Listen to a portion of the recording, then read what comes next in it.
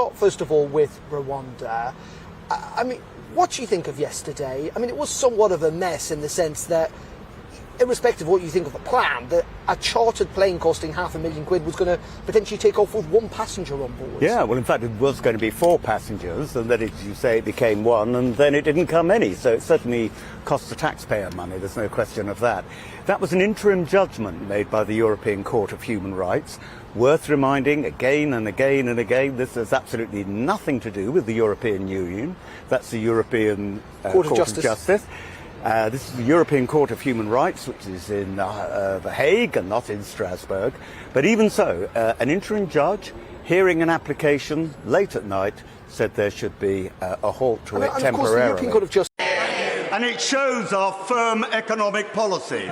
But now, will my right honourable friend welcome the new Birmingham Airport Master Plan, which addresses its growth in services for businessmen and holiday makers for the West Midlands? And will she commit the government? The good news is that you're still in. Is that the BNP would get in if you went for a proportional representation system. Right. So you're saying better to keep it as it is? I'm just saying that the British public, I'm putting on my Conservative Party voice now, the British public know what parties to support that will be reasonable and moderate. And that's all I want to say at this time. Today, I'm launching a campaign to start an annual naked cycle ride in Lichfield. Why? Because we've got the fabulous St Giles Hospice, which looks after over 7,000 people each year. But it costs £9 million to run. And I think a naked cycle ride is a good way of raising money. A naked bike ride from Lichfield to Whittington would be a beautiful thing. I would uncover all sorts of parts that I've never seen before. I'm told that naked cycle riding is both healthy and liberating. Bit like St Giles Hospice, really. If you agree with me and you think this is a good idea too to help raise money, then please make contact with me through Twitter, and I look forward to hearing from you. My own best friend, his mother died in hospital, and he wasn't able to see her.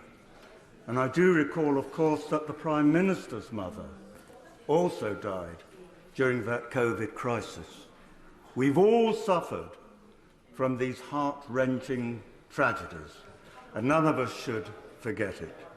It wasn't just bullying, it was bias. I mean, one of the first things that Lindsay Hoyle did when he became Speaker was to announce that if at any time I decide to take a course of action which is contrary to what the clerks say is the legal thing to do, according to the standing orders of the House, I will have to publish my reasons in the library so that people know what's gone on.